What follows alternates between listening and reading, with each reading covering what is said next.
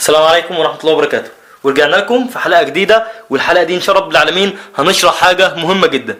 الفترة اللي فاتت كنت عامل حلقة ازاي تنقل الصور او الفيديوهات من على الكاميرا بتاعتك اللي ما فيهاش واي فاي او بلوتوث عن طريق الكاميرا للموبايل بكل سهولة. كنت طبعا جايب الليدر ده وكارت الميموري، وطبعا كنت جايب الاو تو جي ديت، وكنت طبعا عامل الحلقة اللي انا انقل من عليهم الصور بكل سهولة. طبعا ناس كتير جدا سألتني طب ازاي ننقل الفيديوهات، وهل الفيديوهات دي مثلا لو مدتها طويله، يعني لو مدتها مثلا 20 دقيقه او 10 دقائق او 15 دقيقه، هتغيب عبال ما تتنقل للكاميرا للموبايل ولا مش هتغيب عن طريق الاوتو جي او عن طريق الاختراع اللي انا كنت عامله ده؟ كمان في حاجه تانية ممكن ناس كتير جدا ما تكونش عارفاها، فانا برضو حبيت اوضحها لكم. في كمان طريقه تانية تقدر تنقل من عليها الصور او الفيديوهات بتاعتك عن طريق الكابل، او عن طريق الكابل ده بتوصله بالكاميرا وبتوصله للموبايل، وبتقدر تنقل الصور والفيديوهات بتاعتك بكل سهوله. الحاجات دي كلها طلبت مني الفتره اللي فاتت كتير في التعليقات، وما كنتش نزلت حلقه عنها. فالحلقه دي ان شاء الله رب العالمين هنتكلم عن الحاجه دي، هنتكلم ازاي تنقل الصور والفيديوهات بتاعتك من الكاميرا للموبايل، وازاي تنقل الفيديو بشكل خاص لو الفيديو بتاعك مدته طويله او مدته مثلا 10 دقائق او 15 دقيقه او 20 دقيقه، ازاي تنقله بكل سهوله وفي اقل من دقيقه على الموبايل بتاعك عشان تبتدي ان انت تشتغل عليه او تعمل عليه المونتاج او تشوف انت هتعمل ايه. وايه هي الطريقه الصحيحه اللي تقدر تنقل بيها الفيديو والفيديو بتاعك ما يبكسلش او يغير الصيغه بتاعته، لان معظم الناس اللي بتيجي تنقل الصور او الفيديوهات من الكاميرا للموبايل طبعا على ما بننقل الفيديو ممكن الصيغه بتاعته تتغير، او ممكن لو بتنقل الصور بتاعتك بتبكسل. فالطريقه اللي احنا هنعملها دي ان شاء الله رب العالمين هتنقل الصور والفيديوهات بكل سهوله، ومن غير الفيديو من غير الصيغه بتاعته، ومن غير كمان الصور ما تبكسل. وطبعا هنسمع الفيديو ده للاخر عشان خاطر تستفاد، وعلشان خاطر تعرف ازاي تنقل الصور بتاعتك والفيديوهات من الكاميرا اللي ما فيهاش واي فاي او بلوتوث، او حتى فيها واي فاي او بلوتوث تقدر تستخدم الطريقتين دول. ودول اسهل طريقتين تلقن بيهم الصور والفيديوهات من الكاميرا للموبايل من غير الصور ما تبكسل ومن غير الفيديوهات ما تغير الصيغه بتاعتها. تابع الفيديو ده للاخر علشان ان شاء الله تستفاد، وعلشان ان شاء الله تعرف ازاي تنقل الصور من غير ما تبكسل، لان دي حاجه مهمه جدا انك تنقل الصور بتاعتك من الكاميرا للموبايل من غير ما تبكسل. لان معظم الناس اللي بتشتغل او معظم الناس اللي في السوق او معظم الناس اللي مبتدئين بتنقل الصور بتاعتها من الكاميرا للموبايل عن طريق اي طريقه، بس للاسف الصور في النهايه بتكون مبكسله، او عبال ما بيبعتها للموبايل وبتنزل على الموبايل صور مبكسله. ففي الحلقه دي هنشرح لك ازاي تنقل الصور والفيديوهات عن طريق الكابل وعن طريق الاختراع اللي انا كنت عامله قبل كده، وكنت عامل فيديو قبل كده الناس طبعا دخلت اتفرجت عليه وقالت لي ازاي ننقل الفيديو مهما كانت الفيديو مدته طويله. هل يا ترى الاختراع ده هنقدر ننقل من عليه الفيديو بطريقه سلسه وبسيطه والفيديو هيغير الصيغه بتاعته ولا مش هيغير الصيغه بتاعته؟ فقررت ان انا اعمل الحلقه دي بناء على طلبات الناس اللي طلبوها مني في التعليقات. فتابع الحلقه دي للاخر علشان ان شاء الله تستفاد.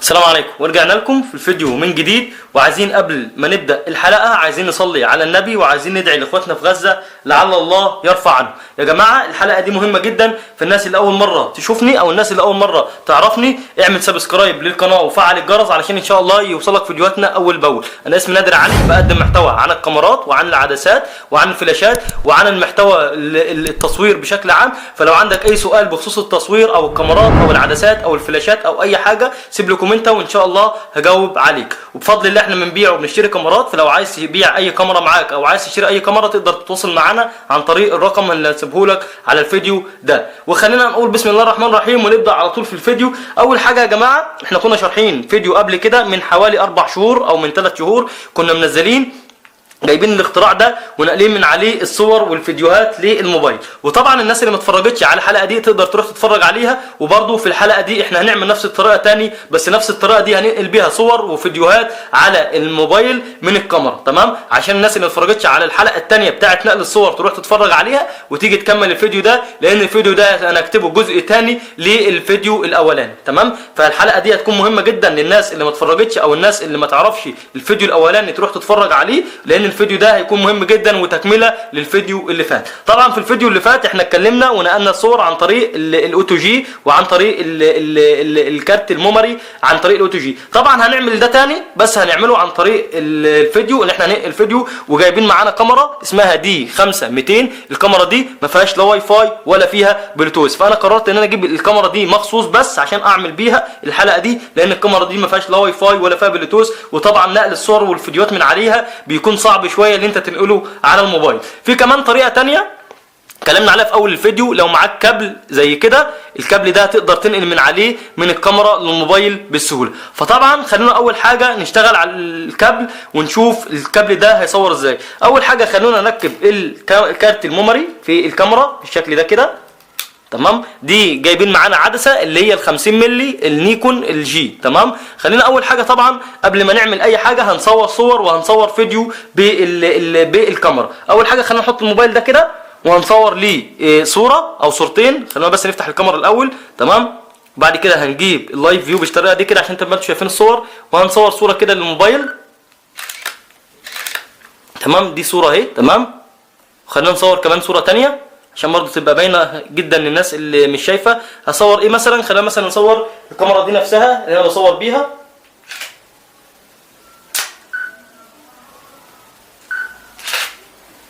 دي صوره ثانيه اهي، تمام.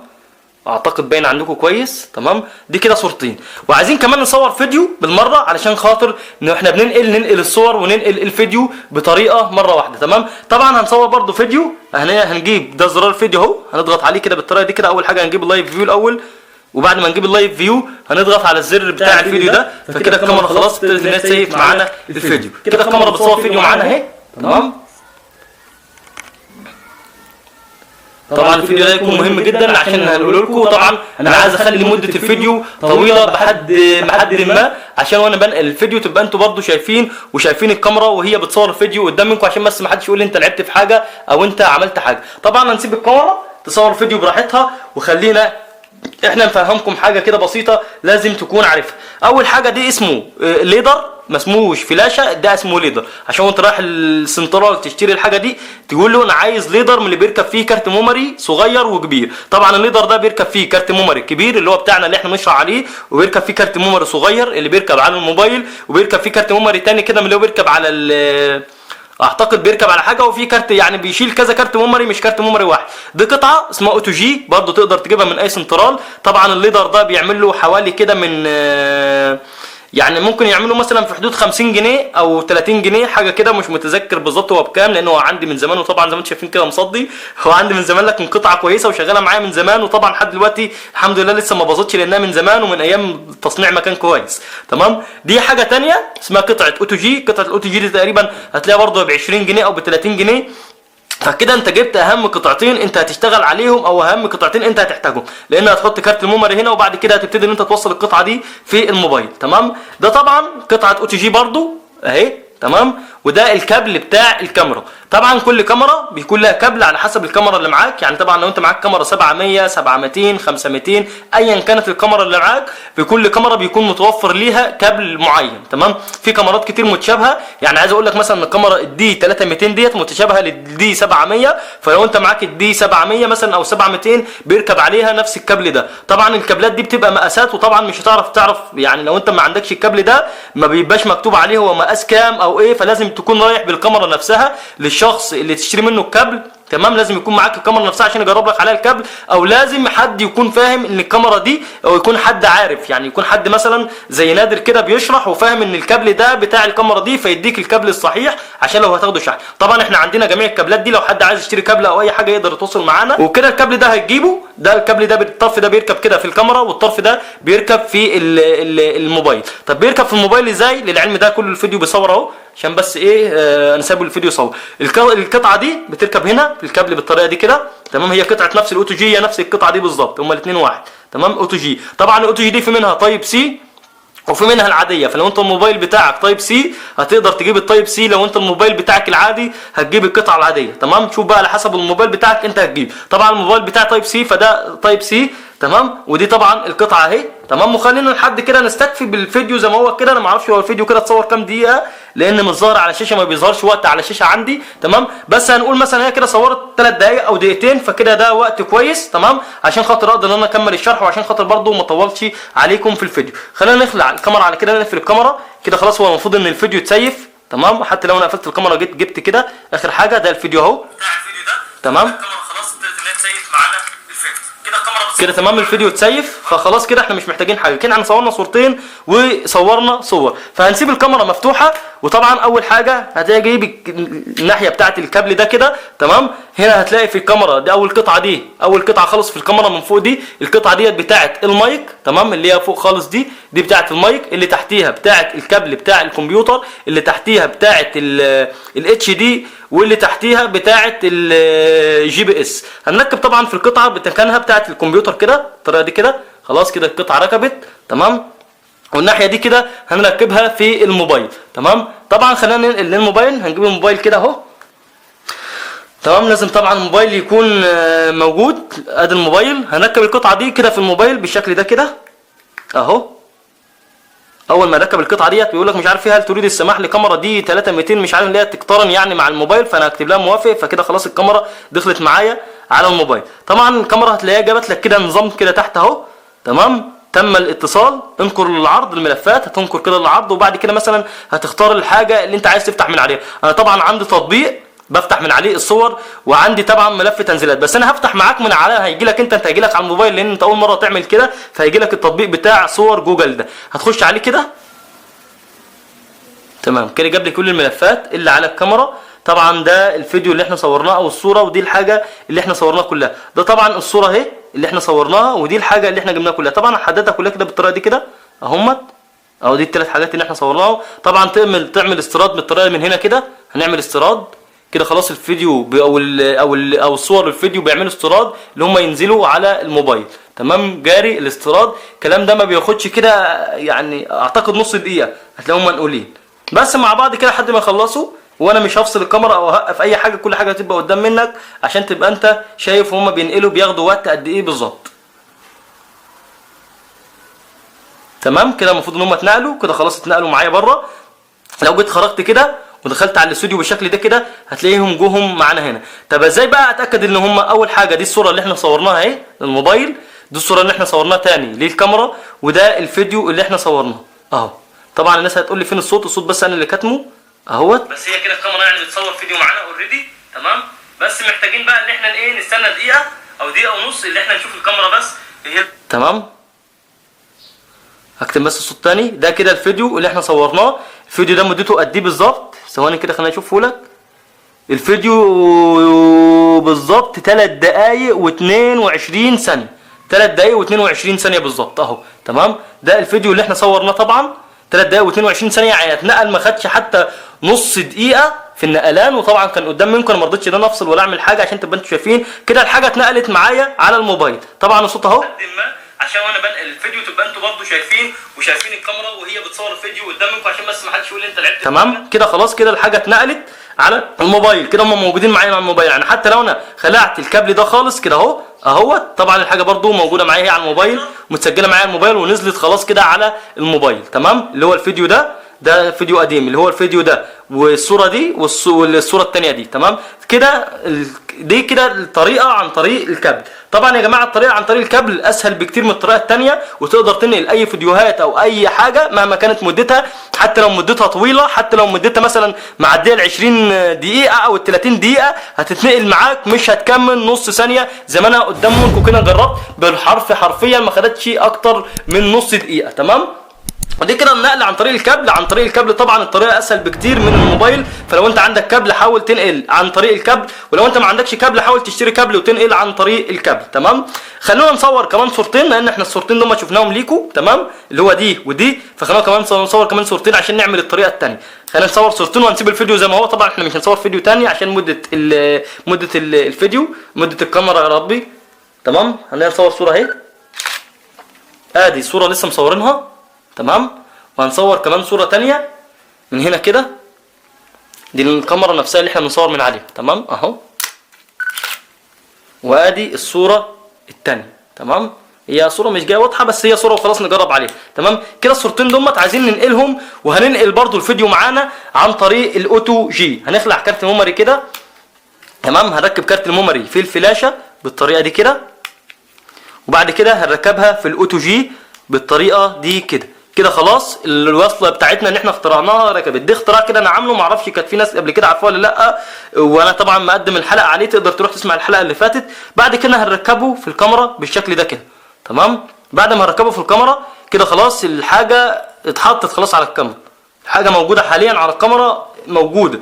انت بقى عايز تنقلها عايز ما تنقلهاش، بس هي حاجه موجوده على الكاميرا. طب انا لو عايز اجيبها يعني هنحتاج نتاكد بس ان هي موجوده. هي كده الفيديو جه مرتين اهو، ادي مره تمام وادي الصور. خليني بس اوضح لكم كده الكاميرا شويه عشان تبقى انتوا شايفين كويس اهو. ادي الفيديو هنا جاي مره اهي، ادي مره تمام، وادي مره. والصوره اللي احنا لسه مصورينها ادي الصوره اللي احنا لسه مصورينها دلوقتي. لا يا رب مش دي اهي الصوره دي. تمام دي الصوره احنا لسه مصورينها، ودي الصوره الثانيه اللي احنا لسه مصورينها. بس الحاجات دي موجوده على الاستوديو، بس طبعا لسه عايزه تتنقل. هي موجوده لسه دلوقتي موجوده على كارت الميموري ما اتنقلتش. اول حاجه تقدر تخش من هنا كده. تمام هنا الحاجات دي كده موجوده. لو انا فتحت اي حاجه من الحاجات دي كده لما بفتحها من على الكارت الميموري او كده بفتحها من على ذاكره الملفات. خش على الملفات زي كده طبعا بيجي لك هنا ذاكرتين قدامك. دي قطعه الاوتو جي اهي. لو دخلت من هنا كده الحاجات دي هتلاقيها هنا، الملفات بتاعتك هتلاقي هنا في الكارت الميموري من هنا. طبعا هدور عليها لان عشان ادور واجيب واعمل هتاخد وقت، بس طبعا الناس اللي طبعا اللي متعوده على الموضوع ده تبقى فاهمه، والناس اللي مش متعوده لو دخلت على الفيديوهات زي كده هيجي لك الفيديوهات قدام منك اهو. تقدر انت تعمل الفيديو كده وتقدر بقى تعمل له نقل. لو عايز تنقله مثلا خلينا احنا ننقله مثلا على الموبايل عشان نشوف هياخد وقت ولا لا كده اهو. تمام هنجيب كل الملفات كده ومثلا هنروح ان احنا ننقله. انا مش عارف هنقله فين بالظبط، بس هي دي الوصله بتاعت كل الملفات. وخلينا نرجع كده واحده ورا. لا كل الملفات خلينا مثلا ننقله على اي ملف من هنا ايا كان الملف مثلا اهو. هننقله اهو جاري النقل زي ما انتم شايفين كده. طبعا بياخد شويه من على الفلاشه للموبايل بياخد شويه، وزي ما يكون مده الفيديو يعني لو مده الفيديو طويله مثلا 20 دقيقه بياخد له حوالي مثلا 5 دقائق في النقلان. لو فضل الفيديو مثلا مده الفيديو دي 3 دقائق طبعا زي ما انت شايف كده هياخد له بتاع نص دقيقه او دقيقه عبال ما يتنقل. مش زي الفلاء مش زي الكابل، لان الكابل سريع بينقل على طول وما بياخدش وقت. لكن هنا الموضوع بياخد وقت شويه، وبالذات لو الفيديو معاك طويل. لو الفيديو معاك مثلا مدته 30 دقيقه او 40 دقيقه ممكن ياخد له مثلا دقيقتين ونص او 3 دقائق على ما يتنقل. طبعا هم 3 دقائق مش وقت كبير ولا وقت حاجه ان هو يتكلم فيها. تمام وكده الفيديو قدام منكم اتنقل اهو. تمام ما بياخدش وقت كبير ولا حاجه، بس انا حبيت افهمك ان هو برده بياخد وقت عشان تبقى انت ليك الاحقيه تعرف ان هو مثلا بياخد وقت دقيقتين او 3 دقائق. مثلا دي الصور مثلا لو عايزين نجيب الصور اللي احنا لسه مصورينها، دي الصور اللي احنا لسه مصورينها اهي. تمام لو حبيت برده تنقلها هتقدر تنقلها بسهوله. ادي الصورتين مثلا هنقول نقل، ومثلا هننقلهم مثلا على اي ملف زي كده وهنقول نقل اهوت نقل موافق كده. الصورتين اتنقلوا معايا. يعني لو كده لو دخلنا على الاستوديو نفسه من جوه كده هتلاقي الحاجات دي جايه اكتر من مرتين. يعني مثلا عندك استنى بس خلينا نخش تاني نعمل كده ونعمل كده اهي. الحاجه دي كلها جايه اكتر من مره. يعني عندك دي جايه مره اهي، وادي مره اهي، وادي الصوره ديت جايه مرتين، وادي مره وادي مره تحت. كل حاجه جايه مرتين. تمام وفي حاجات جايه 3 مرات طبعا لان انا نقلتها من على الفلاشه نقلتها للموبايل، وفي حاجات كانت على الموبايل قبل كده. تمام يعني عندك الصوره دي كده جايه مرتين اهي، واهي مرتين. كل حاجه كده المفروض جايه مرتين. فكده طريقه النقل عن طريق الكابل او عن طريق الاوتو جي يا ربي، عن طريق الليدر والاوتو جي والكارت الميموري. وطبعا الطريقه ديت يعني هي طريقه كويسه للناس مثلا اللي اول مره تعرفها. الطريقه دي كويسه جدا جدا جدا وهتنفع معاك جدا جدا. بس طبعا وانت بتنقل الفيديو هتاخد شويه وقت. لو الفيديو طويل، لو الفيديو مثلا مدته زي ما قلت لك 30 دقيقه هتاخد لها بتاع 4 دقائق. مش هتاخد ال 4 دقائق، بس انا بقول لك مثلا قول هتاخد 5 دقائق على ما تنقل الفيديو. 5 دقائق مش وقت كبير، بس انت لازم طبعا ليك الاحقيه انك تعرف. وطبعا لو هتنقل عن طريق الكابل فالكابل نفسه ما بياخدش وقت خالص. زي ما انت شايف كده ما خدش حتى نص دقيقه. هنقول ان هو خد دقيقه، فدقيقه مثلا مقارنه بالخمس دقائق فالدقيقه طبعا احسن بكتير جدا من انك تنقل في 5 دقائق. وطبعا كده نكون وصلنا لنهايه الحلقه. يا رب اكون قدرت افيدك. لو اول مره تشوفني انا اسمي نادر علي، بقدم محتوى عن الكاميرات والفلاشات والعدسات والمحتوى المرئي بشكل عام. اعمل لي كومنت وسيب السبسكرايب للقناه وفعل الجرس عشان يوصلك فيديوهاتنا اول باول. وقول لنا هل يا ترى كنت عارف النقل بالكابل ده احسن من الليدر، ولا هل كنت عارف ان الليدر بس عن طريق الليدر بس بتنقل؟ قول لنا كمان كنت عارف ان تنقل عن طريق الكابل ده من اي كاميرا، يعني ايا كانت الكاميرا اللي معاك 3100 3200 3300 3400 500 5200. طبعا كل الكاميرات دي ما فيهاش واي فاي ولا فيها بلوتوث، فتقدر تنقل من عن طريق الكابل عليهم بسهوله، وتقدر كمان تنقل من عن طريق الاختراع اللي انا عملته اللي هو الاو تي جي والليدر والكارت الميموري. طبعا الطريقه الانسب ليك تقدر تشتغل بيها، ولو حابب تشتغل بالطريقتين تقدر تشتغل بالطريقتين. انا بالنسبه لي بشتغل بالطريقه اللي هي بتاعه الكابل، لان طريقه الكابل دي بتنقل معايا الصور والفيديوهات بكل الصيغه بتاعتها. يعني مثلا لو جيت شغلت اي فيديو مثلا من انا نقله، يعني مثلا لو بصيت للصوره اللي انا مصورها هتلاقي ان الصوره يعني هي مش واضحه قدامكم، ممكن تكون مش واضحه، بس قدامها على الموبايل الصوره واضحه جدا ونازله جدا كويسه جدا زي ما انا مصورها بالظبط، والصوره بتاعتها الصيغه بتاعتها ما اتغيرتش. وطبعا هعرض لكم الصور دي على الفيديو، والفيديوهات برضه هعرضها لكم على الفيديو نفسه هنا، عشان تبقى انت شايف الفيديو اللي الصيغه بتاعته عامله ازاي والصور الصيغه بتاعتها عامله ازاي. وطبعا كده نكون وصلنا لنهايه الحلقه، يا رب اكون قدرت افيدك. لو اول مره تشوفني زي ما قلت لك اعمل سبسكرايب للقناه وفعل الجرس عشان يوصلك فيديوهاتنا اول باول، وقول لنا كنت عارف ان الحاجات دي بتتنقل بالطريقه دي ولا ما كنتش عارف، وقول لنا ايه رايك في الشرح بتاعي. وطبعا انا الفيديو ده طلب مني كتير جدا، اسف ان ما قدرتش انزله من فتره لانه مطلوب مني بقى له من شهر، وناس كتير جدا طلبت ان انا انقل الفيديو قدام عينيهم كده عن طريق الفلاشه ونشوف هيغيب ولا لا، وبرده ما غابش الحمد لله رب العالمين. خد بتاع نص دقيقه، فيديو 3 دقايق ونص خد نص دقيقه على ما اتنقل. فنقول مثلا ان كل 3 دقائق او كل 4 دقائق باخدوا نص دقيقه، يعني 6 دقائق مثلا بتاخد دقيقه، ال 12 دقيقه بتاخد دقيقتين، ال 20 دقيقه مثلا هنقول هياخدوا 3 دقائق، فحاجه كويسه جدا. لو هتنقل فيديو طويل برضه مش هياخد وقت. ويا رب اكون قدرت افيدك. لو قدرت افيدك في الحلقه دي اعمل سبسكرايب للقناه وفعل الجرس، وقول لنا ايه رايك في الشرح بتاعي، وهل يا ترى كنت عارف كل الحاجات دي ولا ما كنتش عارفها. لو شرحت لنا الصور